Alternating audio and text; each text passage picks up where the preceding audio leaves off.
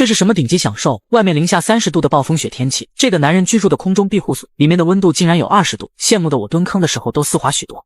一场恶劣的暴风雪天气，男人被成功的困在山里，由于地面的积雪太深，不得不停下前进的步伐。他发现一棵粗壮的百年古树，完全可以当作临时落脚点。只见他从包里拿出防水布，先给树胸披盖上一层外衣，有了暂时歇脚的地方。大壮并没有休息，由于雪下得越来越大，他必须用工具清理出一块空地。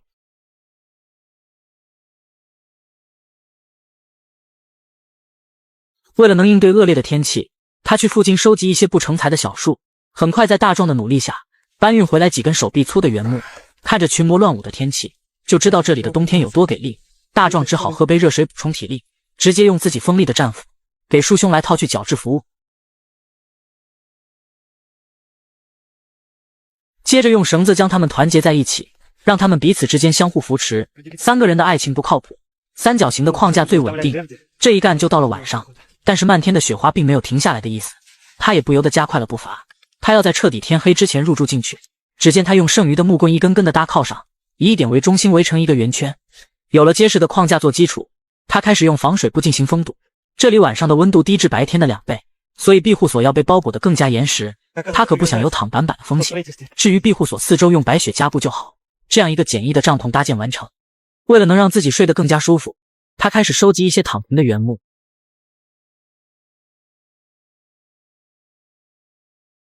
在野外生存就要学会利用自然资源来应对更加恶劣的天气环境。虽然原木都被包了浆，但好歹也能做个简易的木床，比睡在雪堆里要好上太多了。而后他劈砍一些木材，为今晚的取暖做好献身工作，点燃冬天里的一把火，先给自己取暖。趁这个功夫他铺垫好瑜伽垫，随着火势越来越旺盛，整个室内的温度也开始回升。得益于大壮在顶部预留出了缺口，所以并不担心一氧化碳中毒的风险。解决了火源的问题，他给自己烧了一壶82年的积雪，而后拿出打猎时剩下的大鸡腿，撒上让人鼻孔敏感的小香料，在一顿接化发后，直接放上火堆里开烤。只要等待49分钟，就能吃上香喷喷的奥尔良鸡腿。在篝火的温暖下，大壮也是缓缓地睡了过去。第二天一早，白雪继续封山，庇护所也被披上了白色的外衣。幸好昨天做了个简易的帐篷，才得以让他有了惬意的时刻。再弹奏一曲肝肠断，天涯何处觅知音，他开始踏上了前进的步伐。一路奔波了10公里以后，他发现一座搭建在树上的庇护所，这也让他兴奋很多。看来今晚是有着落了，毕竟大山里面时常有狼群出没，有个安全的庇护所相当重要。只见他开始上前查看一番，看着内部的主体结构还很完整，整个墙体也非常结实，就是屋顶还有一些空隙漏风，通过窗口还能欣赏美丽的风景，而且窗框门框都有着严丝合缝的挡板，多的不说少的不落。先给庇护所修缮一番，虽然没有玻璃，但可以用透明塑料代替，不平整也没有关系，能隔绝温度就好。毕竟是悬空的庇护所，保暖防风的工作要做到位。在野外生存有一块质量好的防水布很重要，毕竟哪里漏风就往哪搬。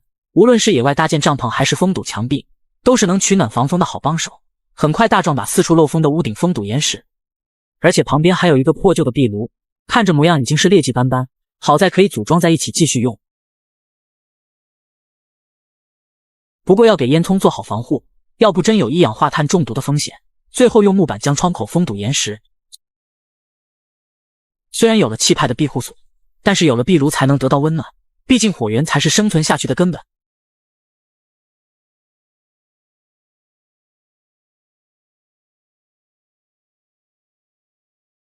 完成好基础搭建以后，再下去的时候天色就已经黑了下来。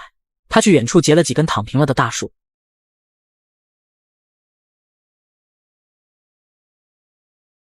以及一些马上就要掉下来的枯木，很快就收集来一堆，将其通通给搬运了回来，来为今晚的取暖做准备。老样子点燃干柴烈火，先给室内升温，随着烟囱冒出滚滚的浓烟，整个庇护所也有了生活的气息。大壮顺手打来几桶天然的白雪，先烧上一壶热腾腾的开水，顺手准备好今晚的美餐，像这种被风干的腊肉，再匹配上蘑菇洋葱，这户外生活过得也是没水了。直接起锅烧油，将切好的野生菌菇以及白白嫩嫩的洋葱搞里头扒拉扒拉，再撒上让人闻风丧胆的芥末油。身为米其林3星毕业的大壮，每顿饭都要必须加上佩奇肉，这样做出来的美食才能丝丝入味。看着鲜嫩的颜色，你流口水了吗？大壮吃得津津有味，就连盘子都舔得干干净净。户外生活虽然苦了一点，但这就是乐趣所在，远离城市的喧嚣，一个人去感受整个大自然的魅力。随着室内的温度已经升高，大壮拿出自己的睡袋，今晚就可以睡个好觉了。毕竟搭建在10米高的庇护所，完全不用担心野兽的侵袭。随着第二天的到来，大雪也已经慢慢退去，大壮也可以放心前往回家的路。这就是极地旅行者的一天。他开始踏上了前进的步伐。由于此刻暴风雪太大，无家可归的他只能选择露宿野外。想要在极寒的天气生存下去，首先就要利用好周边的资源，而周边的小树无疑就是搭建庇护所的最佳建材。不过在这之前要挖出来合适的基坑，虽然这里的雪域已经达到1米的深度，但这也给大壮提供了良好的避风环境。只要向下不断的挖掘，双脚就能着地了。聪明的智商又占领高地了，四周的积雪就有用武之地了。尽管这里的自然气候恶劣，但同时也是能让人心灵得以净化的地方。说话的功夫，他就已经准备好了生火的材料。野外生存火源永远是第一位，没有足够多的引火材料很难生存下去，特别是在这种极寒的天气。先点燃冬天里的一把火，给自己烧上一壶热腾腾的开水，让自己随时保持着体力充沛，以应对接下来的挑战。只见他继续用铲子清理出个过道，然后再收集来几根手臂粗的原木。他要在天黑之前把庇护所搭建好。听天气预报说晚上寒潮就会来临，大壮尽可能的收集几根顶梁柱，只要将它们彼此连接在一起，就能得到一个整体的长方形框架。看面积起码有个1室1厅，容纳1人完全没有问题。至于睡觉的地方，只要放上几根优质的原木来给底部当做实木床体，就能足够的隔绝白雪的侵袭。现在室外温度已经到了零下37度，大壮也不得不打起精神，先把火源给照顾到位，来驱散周边的寒气。接下来到了正式搭建的环节，只见他从包里拿出来2卷保鲜膜，他打算用保鲜膜搭建庇护所，这就极大的考验保鲜膜的质量。接下来就是一圈一圈又一圈，爱的魔力转圈圈。这种搭建方式简单实用且高效，只要密封的够严实，就算在严寒的森林里，也完全不用担心度过整个夜晚。现在有了足够厚实的墙体，顶部只需要用一张硕大的防水隔热密封，既能起到保暖防风的效果，而且固定起来也不需要太费力。现在万事俱备，只欠东风，只需要用小刀微微给开个小口，这就是来回进出的大门。满意的大壮当即去附近收集来松枝，由于这种松枝密度比较大，堆积在一起非常柔软，完全可以给底部的空隙做填充，然后继续用白雪进行回填加固。现在整个庇护所的保暖工作就差不多了。要说室内还缺点什么，肯定就是让人充满安全感的壁炉。不过在安装之前，防火的工作还是要到位。随后他把多功能壁炉拿了出来。冬季使用柴火炉必须正确的安装烟囱，否则容易有一氧化碳中毒的风险。阿光给烟囱开了个合适的烟道口，老样子点燃干柴烈火。随着烟囱冒出一缕袅袅炊烟，大壮也顺势把瑜伽垫给安排上。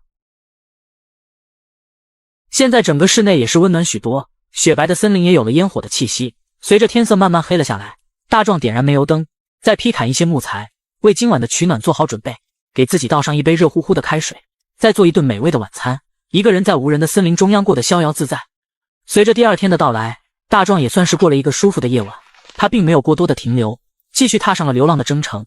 只见他穿过这片深雪的区域，在暴风雪的天气徒步了10公里左右，终于发现山体一旁竟然有个石头屋。在好奇心的驱使下，上前查看了一番，看着锈迹斑斑的房檐以及破烂不堪的大门，好在窗户还算得上完整，看样子已经很久没有人居住了。麻雀虽小五脏俱全，该有的还都不差，虽然都已经破旧不堪，但整体结构都没有损坏，只要稍加改造一番，整个屋子一样可以焕然一新。只见他先用刷子打个前阵，把桌面上尘封已久的灰尘清理一番。不得不说这里坐南朝北的位置极好，外面的景色可以一览无余，看着一望无际的风景，心情都好了许多。